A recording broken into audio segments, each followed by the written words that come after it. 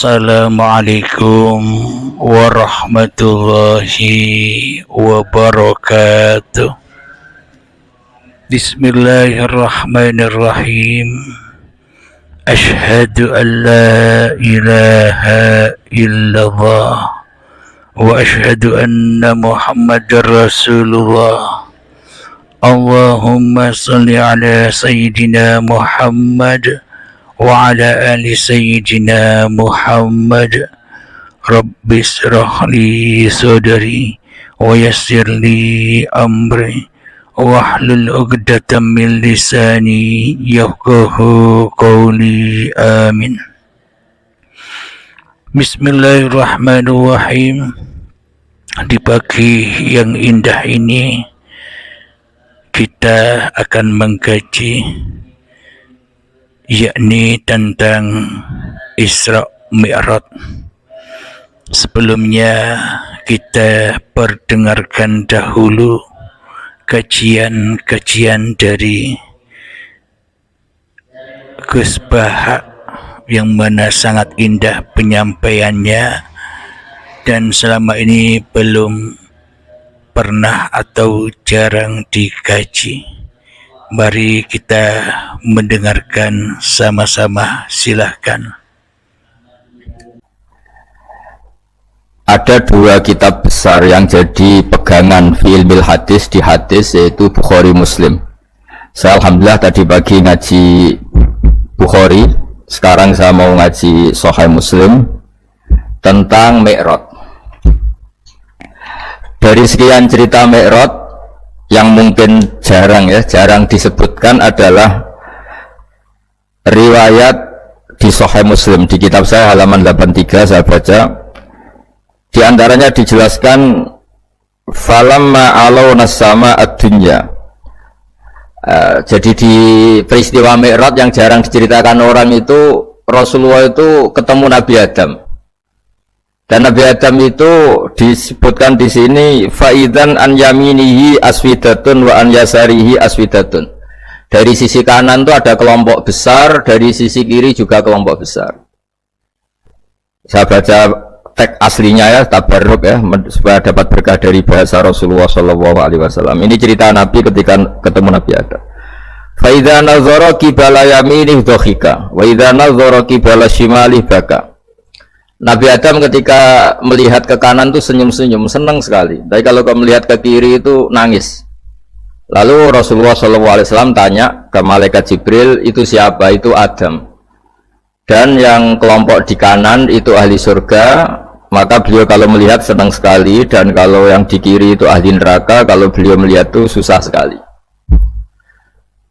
Artinya apa? Betapa susahnya jadi Nabi Adam itu. Jadi kalau misalnya ada koruptor ketangkep gitu ya, yang nangkep ya cucunya, yang ditangkep juga cucunya.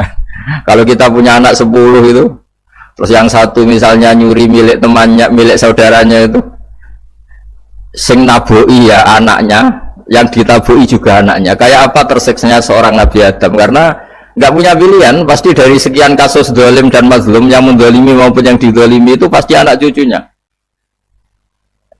Jadi betapa susahnya seorang Nabi Adam. Jadi termasuk kearifan kita sebagai manusia itu belajar dari takdir yang kita hadapi, yaitu keterbatasan kita sebagai manusia. Kita harus bisa ngelola kegagalan, terima kodok kodar.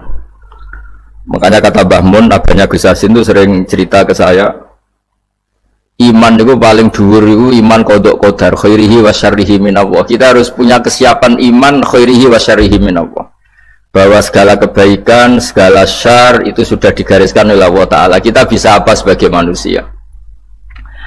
Jadi pertama Nabi Muhammad ketemu di as-sama idunya, langit paling dekat, itu ketemu Nabi Adam dengan kondisi seperti tadi. Kalau melihat ke kanan itu senyum, karena itu anak-anak beliau, turunan beliau yang ahli surga. Kalau melihat ke kiri itu nangis, karena itu cucu beliau yang ditakdir tidak jadi orang baik. Artinya kalau ada peristiwa sosial apa saja, yang satu zalim, yang satu mazlum, atau yang satu benar, yang satu salah, atau sama-sama benar tapi salah paham, itu semua adalah cucu Nabi Adam alaihi salam, dan itu membuat beliau Kadang-kadang dohika, kadang-kadang senyum, kadang-kadang baka, kadang-kadang nangis. Jadi itu yang menjadikan tambahnya arifnya Rasulullah Shallallahu Alaihi Wasallam. Saya teruskan. Qultu ya Jibril man hadha qal hadha Adam wa hadhil aswida an yamini wa an shimali nasamu bani. Fa ahlul yamin ahlul jannah wal aswida allati an shimali ahlun nar. Fa idza nazara qibala yamini dhahika wa idza nazara qibala shimalihi baka. Itu seperti misalnya kita punya anak 5, yang satu sukses jadi profesor doktor atau jadi orang alim, yang satu sekolah aja gak naik, misalnya sudah gak naik, entekno dunya itu nghabiskan harta itu kan. Tapi barokahnya itu mungkin kita mau jadi sombong gak jadi itu karena punya anak yang gak sukses. Mungkin barokahnya punya anak gak sukses itu meredam keangkuhan kita, terus kita menjadi orang yang sopan dengan tetangga, dengan orang lain karena dipaksa punya hal-hal yang seperti itu. Jadi semua yang ditakdir Allah kalau kita ridha itu pasti baik. Karena ya kata yang ngarang kitab hikam itu, orang tawaduk itu kalau dinasehati pakai teks saja tidak cukup. Kalau punya utang itu tawaduk sendiri gitu. Guyonannya orang-orang kiai gitu. Ada orang sombong, supaya ada sombong kalau dia ketemu orang yang ngutangin itu pasti sopan sendiri. Jadi kalau dinasehati suruh sopan susah, tapi kalau ketemu orang yang ngutangin atau ketemu orang yang dia butuh pasti dengan sendirinya sopan sendiri. Alhamdulillahirabbil alamin. Kita sudah sama-sama mendengarkan kajian paparan dari Gus Baha tentang Isra Mi'raj. Di sini kami hanya menambahkan sedikit saja dari sisi yang lainnya. Gus Baha membahas syariatnya, membahas cerita-cerita manusianya, membahas hadis-hadisnya. Alangkah baiknya juga kita kaji tentang Al-Qur'annya, tentang ilahiyahnya. Bismillahirrahmanirrahim. Jadi sangat menarik sekali Gus Baha menceritakan tentang pertemuan antara Kanjeng Nabi Muhammad dan Nabi Adam. Inilah lambang Muhammad Rasulullah. Ketika Muhammadnya rela ridho kembali kepada keadamannya, ketika Muhammad rela ridho menyerah pasrah kepada Tuhannya, maka setelah itu diabadikan di dalam Al-Quran, Muhammad bukan kau yang melempar, aku yang melempar. Inilah bukti Isra Mi'rajnya Kanjeng Nabi Muhammad. Inilah bukti agamanya Kanjeng Nabi Muhammad. Inilah bukti Kanjeng Nabi Muhammad sudah bisa pulang kepada Tuhannya. Maka dari itu Kanjeng Nabi Muhammad diciptakan di dunia ini hanyalah sebuah contoh, yang mana contoh ini harus diikuti oleh seluruh manusia agar manusianya bisa inna lillahi wa inna ilaihi raji'un, supaya manusia dituhani oleh Tuhannya, supaya manusia tidak jadi Tuhan sendiri di dalam hatinya, supaya manusia tidak jadi Allah di dalam hatinya, dan supaya Allah nyata wujud zatnya bagi manusia yang berkuasa atas diri manusianya. Alhamdulillahirabbil alamin. Jadi menurut Al-Qur'annya di surat Al-Isra ayat yang pertama, Bismillahirrahmanirrahim. Subhanalladzi asra bi'abdihi laylan. Maha suci Allah yang memperjalankan hambanya. Jadi makna di dalam ini bukan Muhammadnya tapi hambanya. Siapa hamba Allah itu? Hamba Allah itu adalah seluruh manusia, itulah hamba Allah. Jika Isra Mi'raj ini hanya khusus buat Kanjeng Nabi Muhammad saja, maka ayatnya pasti tidak demikian bunyinya. Ayatnya pasti berbunyi, Subhanalladzi asra bi Muhammadin bin Abdullah. Pasti ayatnya bilang begitu. Bila memang Isra Mi'raj ini hanya khusus untuk Kanjeng Nabi Muhammad saja. Akan tetapi bukti dari ayatnya, Subhanalladzi asra bi 'abdihi lailan. Maha suci Allah yang memperjalankan hambanya di suatu malam. Jadi malam inilah yang dimaksud Adam. Malam inilah yang dimaksud gaib. Malam inilah yang dimaksud manusia belum ada, belum wujud, manusia belum hadir di dunia ini. Yang hadir, yang wujud, yang hidup, yang berkuasa, yang suci, yang agung, yang maha besar hanyalah Allah. Maka Allah menyebutkan Subhanalladzi asra bi 'abdihi. Maha suci Allah yang memperjalankan hambanya. Kenapa Allahnya suci? Karena hambanya belum ada. Kenapa Allahnya suci? Karena hambanya belum wujud. Kenapa Allahnya suci? Karena hambanya belum bisa mengaku-ngaku bahwa dirinya lah yang hidup. Inilah yang dimaksud di suatu malam. Di suatu ketika kita belum ada, di suatu ketika kita masih gaib. Sebenarnya yang wujud hanyalah Allah, dan sebenarnya yang gaib hanyalah selain Allah. Alhamdulillahirabbil alamin. Untuk apa seluruh manusia ini di-Isra Mi'rajkan? Untuk apa seluruh manusia ini diciptakan? Untuk apa seluruh manusia ini diadakan, diwujudkan di dunia ini? Manusia ini diadakan, manusia ini diwujudkan hanyalah wa ma khalaqtul jinna wal insa illa liya'budun. Tidak kuciptakan jin dan manusia hanyalah untuk mengabdi kepadaku. Inna lillahi wa inna ilaihi raji'un. Aku yang menciptakan kamu dan akan kukembalikan kamu kepadaku. Itulah tujuan manusia diciptakan. Tujuan manusia diciptakan agar Allah berperan untuk manusianya. Bukan manusianya yang berperan untuk Tuhannya. Manusia diciptakan hanyalah agar supaya Allah menjaga manusianya. Bukan untuk manusia yang menjaga Tuhannya dengan ibadah-ibadahnya. Bukan manusia yang menjaga Tuhannya dengan belajar syariat-syariatnya.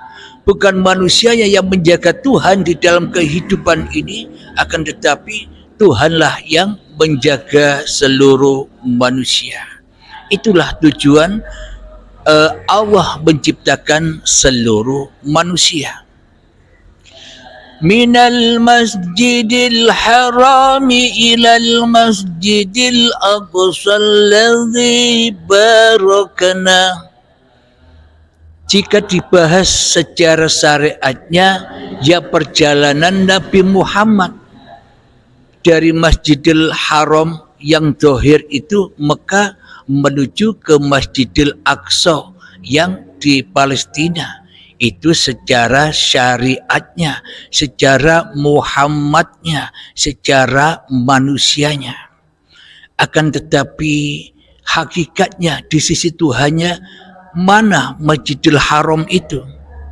Masjidil Haram itu adalah tempat asli kejadian manusia, tempat asal muasal seluruh manusia, di mana Masjidil Haram adalah tanah asal mula manusia, diberangkatkan dari tanah dengan uripe Allah, diciptakan dari tanah dengan kekuasaan uripe Allah, hingga sampai menuju ke Masjidil Aqsa, yakni sampai menjadi bayi yang suci, yang diberkahi. Bayi yang suci, yang diberkahi, sudah ditunggu-tunggu oleh kedua orang tuanya, sehingga berjamaah dengan kedua orang tuanya. Digambarkan ketika Nabi Muhammad Isra Mi'raj dari Masjidil Haram sampai Masjidil Aqsa. Di dalam Masjidil Aqsa sudah ditunggu-tunggu lama oleh para nabi, oleh para rasul, oleh para malaikat untuk sholat berjamaah. Jadi Isra Mi'raj menurut hadisnya itu adalah lambang seluruh manusia, tanda amsal. Jadi yang diceritakan di hadis itu yakni ceritanya seluruh manusia sesuai Al-Quran, bukan ceritanya Nabi Muhammad doang, tapi ceritanya Isra Mi'rajnya seluruh manusia, karena seluruh manusia juga sama-sama hamba Allah. Semua manusia juga sama-sama Rasulullah. Semua manusia juga sama-sama utusan Allah. Semua manusia juga sama-sama pesuruh Allah. Kalau tidak ada Allah, siapa yang merasuli manusia? Bila tak ada uripe Allah, siapa yang mengutus manusia? Bila tak ada uripe Allah, siapa yang menyuruh-nyuruh manusia? Akan tetapi kita selama ini tidak mau menjadi rasulnya Allah. Kita lebih cinta, kita lebih suka, kita lebih demen menjadi rasul-rasulnya iblis, rasul-rasulnya hawa nafsu, utusan-utusannya iblis, daripada menjadi utusan uripe Allah. Inilah yang selama ini tidak pernah dikaji oleh manusia. Kenapa? Karena manusia lebih membela dirinya daripada membela Tuhannya. Manusia lebih membela agama hawa nafsunya daripada membela agama Tuhannya. Apa membela agama hawa nafsunya? Manusia merasa yang paling wujud di dalam hatinya daripada Tuhannya. Inilah yang dimaksud agama hawa nafsu. Selama Allah gaib, selama Allah tak wujud, selama Allah tak hidup, dan yang wujud dan yang hidup hanyalah diri kita sendiri, maka selamanya kita beragama hanyalah beragama hawa nafsu, agamanya syaitan yang terkutuk. Apapun nama-nama dan jenis-jenis agamanya di dunia ini, bila tanpa pulang kepada Allah, tanpa pulang kepada wujudullah, tanpa pulang kepada la ilaha illallah, maka kita akan jauh dari agama yang hak. Kita akan jauh dari agama rahmatan lil alamin. Alhamdulillahirabbil alamin. Mari kita lanjutkan. Supaya apa tujuannya kita diciptakan? Tujuan Nabi Muhammad di Isra Mi'raj kan untuk apa?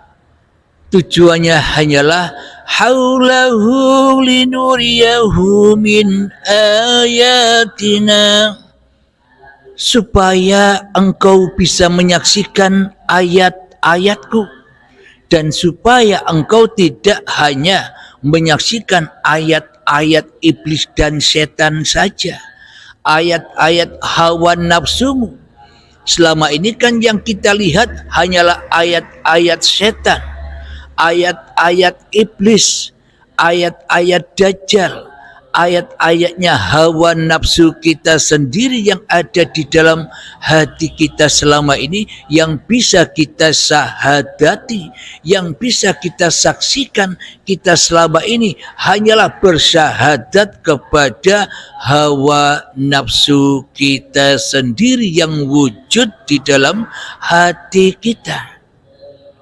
Karena itulah Allah menegaskan di dalam Al-Quran, Inna syaitana lakum aduwwum mubin. Sesungguhnya syaitan itu adalah musuhmu yang nyata bagimu. Jadi siapakah yang paling wujud di dalam hatimu? Jadi siapakah yang paling hidup di dalam hatimu? Jadi siapakah yang paling nyata di dalam hatimu? Jadi siapakah yang paling berkuasa atas dirimu di hatimu?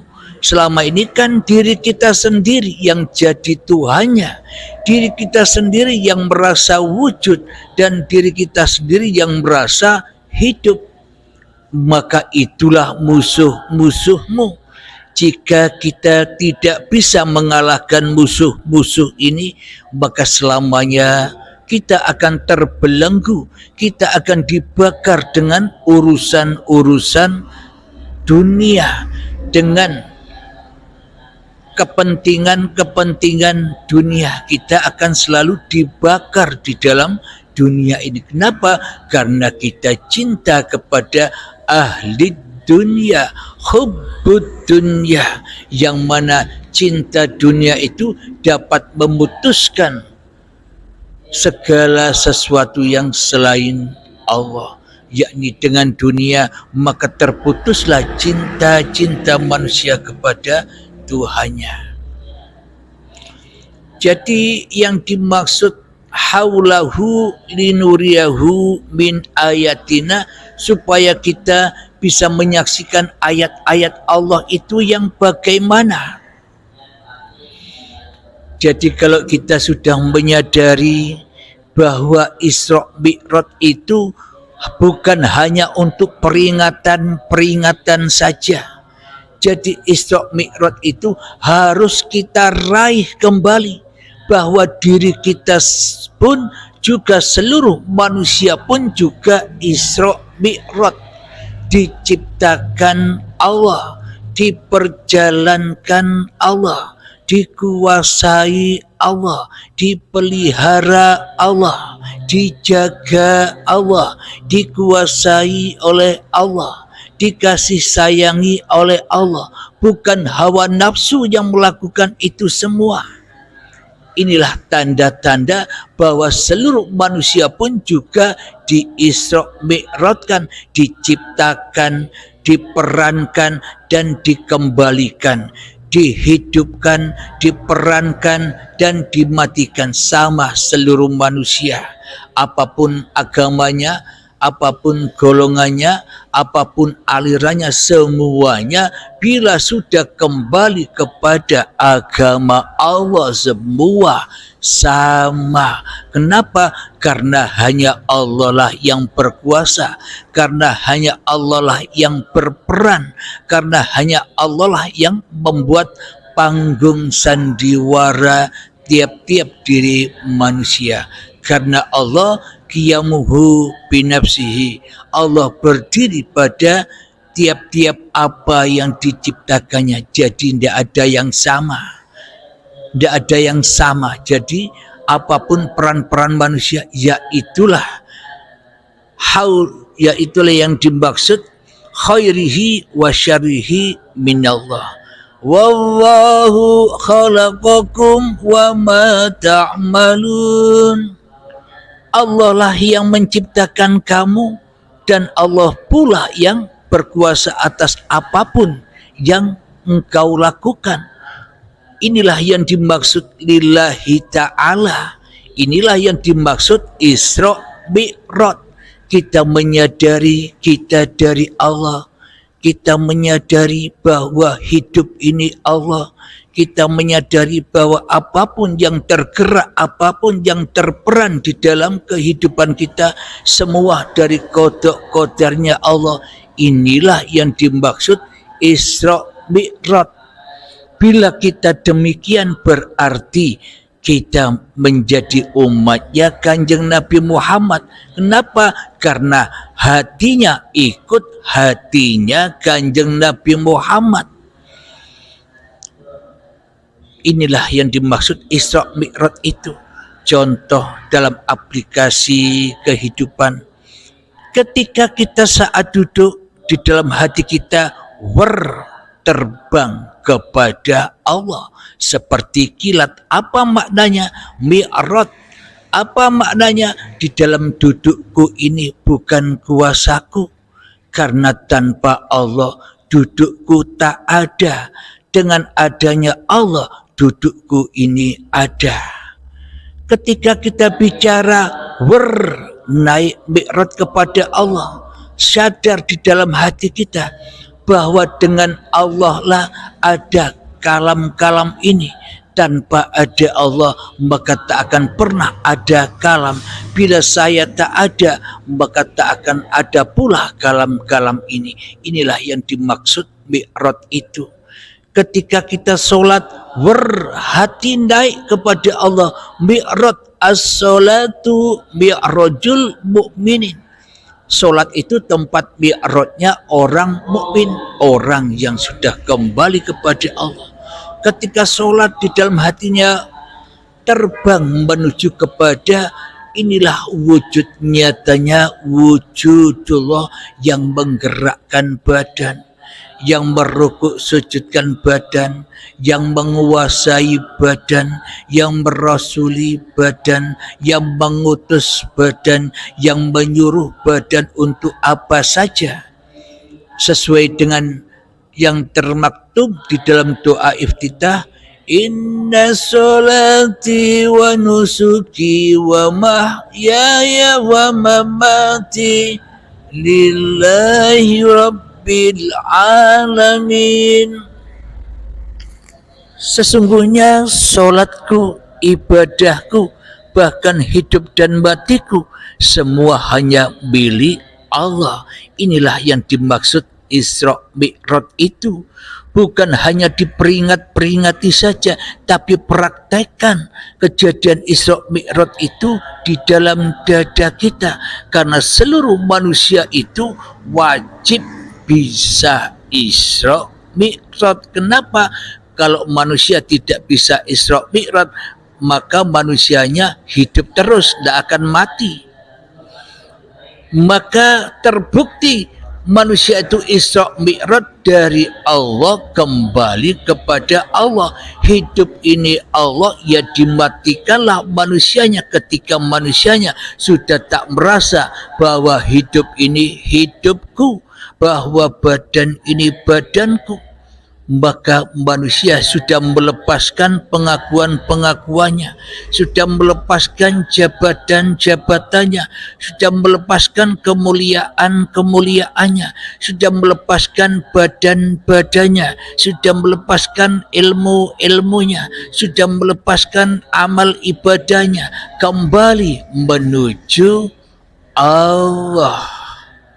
Maka ketika sudah nyata di dalam hati kita, la mawjudan illallah, itulah alam akhirat, itulah alam baqo, itulah alam keindahan, alam ketenangan, dan itulah wadkhuli jannati, dan itulah surga Allah. Bukan surga-surgi yang diidam-idamkan oleh seluruh manusia, yang sebenarnya surganya iblis dan setan, surganya Dajjal yang penuh sesak dengan urusan-urusan cinta dunia. Maka surga Allah, oh ternyata surga Allah itu ketika tiada lagi diriku di hatiku, yang ada hanya Allah. Itulah keindahan, itulah kedamaian, dan itulah lillahi ta'ala. Apapun yang tergerak, apapun yang berlaku, entah itu duduk, sholat, ibadah, bekerja, ngaji dan sebagainya, semuanya otomatis lillahnya. Kenapa? Karena manusia sudah tak berlaku lagi, karena manusia sudah menyadari bahwa aku hanyalah di Isra Mi'rajkan oleh Tuhanku yang menciptakan aku. Bagaimana mungkin aku dapat mentuhani diriku sementara diriku hanyalah dituhani Tuhanku yang mengadakanku, sedangkan diriku hanyalah dituhani oleh Tuhanku yang menghidupkanku, sedangkan diriku hanyalah dihidupi, dikuasai oleh Tuhanku yang berkuasa atas diriku. Bagaimana mungkin aku bisa linapsi, aku bisa mengaku-akui semua ini menjadi milikku, sementara aku sudah sadar, sudah rela, sudah ridho bahwa Allah Tuhanku, bahwa hidup inilah yang mengadakanku di dunia ini. Alhamdulillahirabbil alamin. Jadi tujuannya Isra Mi'raj itu kalau dibahas dengan syariatnya, Nabi Muhammad setelah Mi'raj mendapatkan perintah sholat 5 waktu. Akan tetapi menurut hakikatnya bagaimana ketika kita sudah Mi'raj, Isra Mi'raj yang seperti dipaparkan demikian, itulah yang dimaksud sholat itu. Jadi duduknya sudah bukan duduk manusianya, melemparnya sudah bukan melempar manusianya, itulah yang disebut sholat. Tapi di dalam syariat dipaparkan, ya inilah oleh-oleh sholat, inilah oleh-oleh dari Mi'raj, oleh-oleh dari ketemu Allah, maka diberlakukanlah syariat, maka diberlakukanlah sholat 5 waktu. Semua hanyalah bayangan-bayangan saja. Jadi ketika kita melakukan sholat 5 waktu tanpa melewati proses seperti prosesnya Nabi Muhammad, proses Isra Mi'raj, maka sholat kita, ibadah kita, kehidupan kita, aktivitas kita selamanya tak akan pernah bisa kembali kepada Allah. Kenapa? Karena kita selama ini tidak mengerjakan kebajikan. Kenapa? Karena kita yang jadi Tuhannya. Jadi kebajikan itu adalah lillahi ta'ala.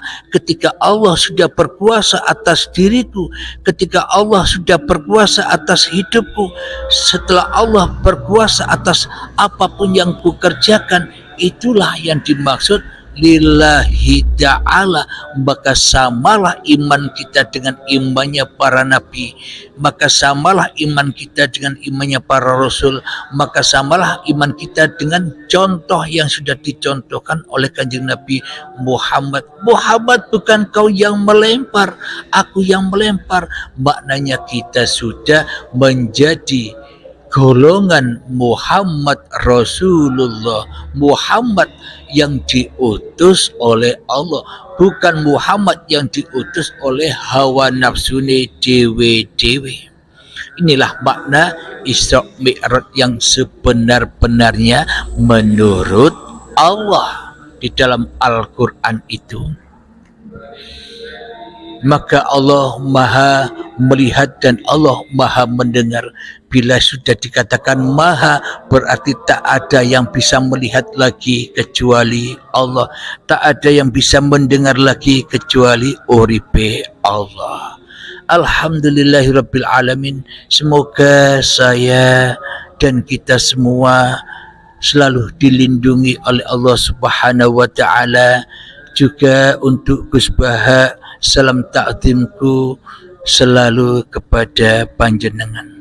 Alhamdulillah, sebelum kita akhiri kajian di pagi yang indah ini, marilah kita kembangkan salawat dhalimin taf'ul bala.